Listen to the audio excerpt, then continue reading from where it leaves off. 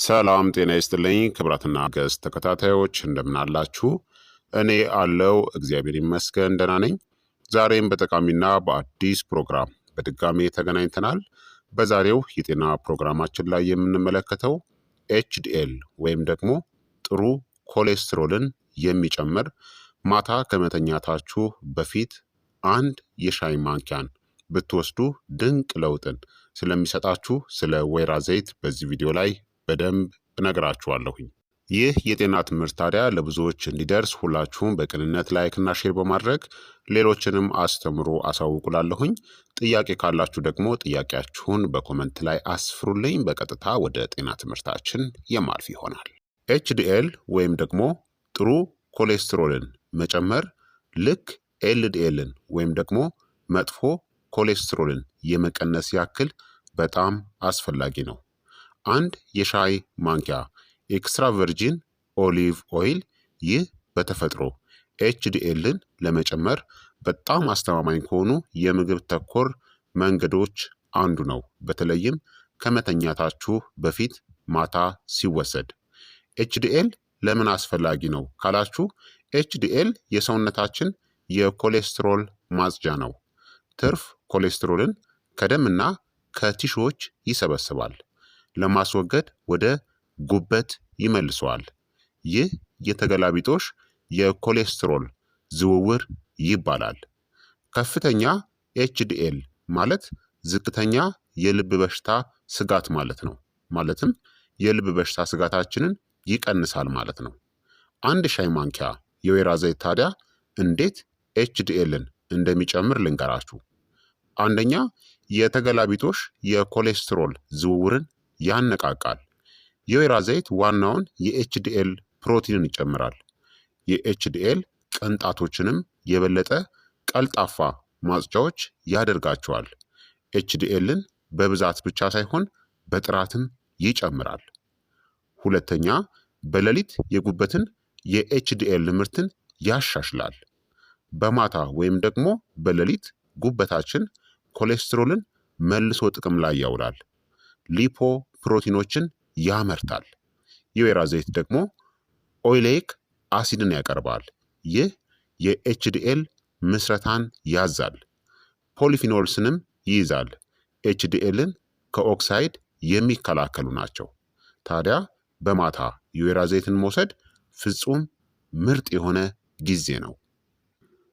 ሶስተኛ፣ ኤችዲኤልን የሚቀንስ ብግነትን ወይም ደግሞ ኢንፍላሜሽንን ይቀንሳል። ስር የሰደደ ብግነት ኤችዲኤልን ይቀንሳል። የወይራ ዘይት ፖሊፊኖሎች ሲአርፒ እናም የኦክሳይድ ውጥረትን ይቀንሳሉ። ያነሰ ብግነት ወይም ደግሞ ኢንፍላሜሽን ኤችዲኤልን በተፈጥሮ ይጨምራል። አራተኛ፣ የኢንሱሊን ሴንሲቲቪቲን ያሻሽላል። ከፍተኛ ኢንሱሊን ኤችዲኤልን ያዳፍናል። የወይራ ዘይት ደግሞ የኢንሱሊን ምልክትን ያሻሽላል። የሌሊት የስኳር መጠን መጨመርንም ይቀንሳል። የኤችዲኤል ምርትም እንዲጨምር ይፈቅዳል ማለት ነው። ታዲያ በማታ እንዴት የወይራ ዘይትን አንድ ማንኪያ መውሰድ ትችላላችሁ? ትክክለኛው መንገድ ምርጡ ዘዴ አንድ የሻይ ማንኪያ ኤክስትራ ቨርጂን ኦሊቭ ኦይልን መውሰድ ነው። ብቻውን ወይም ደግሞ በጥቂት የሎሚ ጠብታዎች ውሰዱት። ከመተኛታችሁ ከ30 ደቂቃ በፊት ውሰዱ። በፍጹም አታሙቁት። በቅዝቃዜ የተጨመቀ ኮልድ ፕረስድ የሆነ ኤክስትራ ቨርጂን ኦሊቭ ኦይል መሆን አለበት። ታዲያ ኤችዲኤልን ምን ያክል ሊጨምር ይችላል? በየቀኑ ከተጠቀማችሁ እናም ጤናማ የሆነ ልምዶችን የምትተገብሩ ከሆነ ኤችዲኤል ከ4 እስከ 8 ሳምንታት ውስጥ ከ5 እስከ 10% ይጨምራል። የኤችዲኤል ተግባር ከዚያ ቀደም ብሎ ይሻሻላል።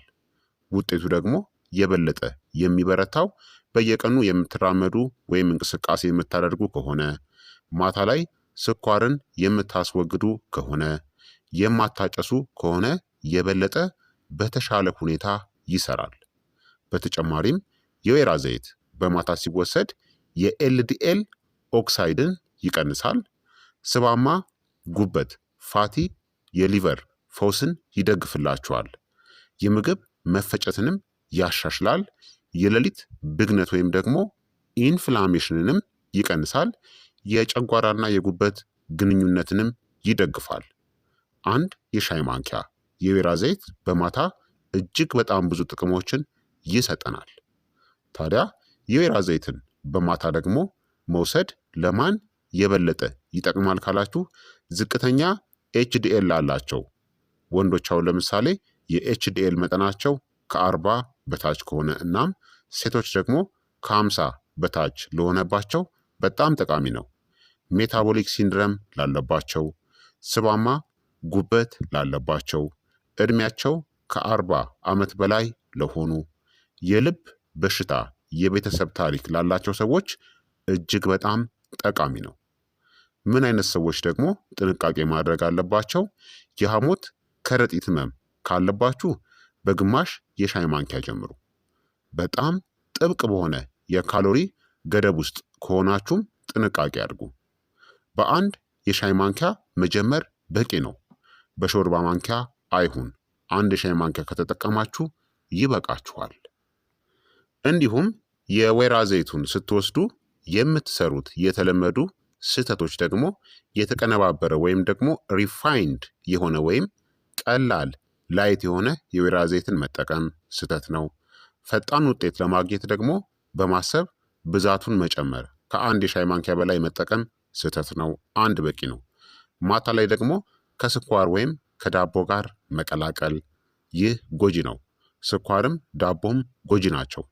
ያለ እንቅስቃሴ ውጤትን መጠበቅም ስህተት ነው ማለት ነው። እንቅስቃሴ ማድረግ አለባችሁ። በተጨማሪም ኤችዲኤል ኮሌስትሮልን ለመጨመር ቀላል የሆነ የማታ ልምድ ቀለል ያለ እራትን፣ አትክልትና ፕሮቲንን መመገብ፣ ከ10 እስከ 15 ደቂቃ የእግር ጉዞን ማድረግ፣ አንድ የሻይ ማንኪያ የወይራ ዘይትን መጠቀም፣ የተረጋጋ አተነፋፈስ ልምድን ማድረግና እንቅልፍ መተኛት ያስፈልጋል። በአጠቃላይ ሰውነታችን ደህንነት ሲሰማው የተመጣጠነ ምግብ ሲያገኝና ካልተጨናነቀ ኤችዲኤል ኮሌስትሮል ይጨምራል ማለት ነው። ይህ አንድ የሻይ ማንኪያ የወይራ ዘይትን በማታ መውሰድ ደግሞ የሚሰራው የኤችዲኤል ምርትን ይመግባል፣ የኤችዲኤል ይከላከላል፣ የጉበት ሜታቦሊዝምንም ይደግፋል ማለት ነው። ስለዚህ ማታ አንድ የሻይ ማንኪያ የወይራ ዘይት መውሰድን ልምድ ብታደርጉት ተመራጭነት አለው ማለት ነው። አንድ የሻይ ማንኪያ ታዲያ በቂ ነው። ከዛ በላይ አትውሰዱ። ስለዚህ ክቡራትና ክቡራን ተመልካቾቼ የዛሬው ድንቅ የሆነ የጤና ትምህርቴ እንግዲህ ይህንን ይመስል ነበረ። እንደተማራችሁበትም ተስፋ አደርጋለሁኝ። ሀሳብ አስተያየታችሁ ደግሞ አይለኝ ይላለሁኝ። ላይክና ሼር እያደረጋችሁ ለሌሎችም አስተምሩ አድርሱ ላለሁኝ። ጥያቄያችሁን በኮመንት ላይ አስፍሩልኝ። በቀጣይ የጤና ትምህርት እስከምንገናኝ እኔንም እናንተንም ቸር ያቆየን። መልካም ጊዜ፣ መልካም ቆይታ። ቻው ቻው።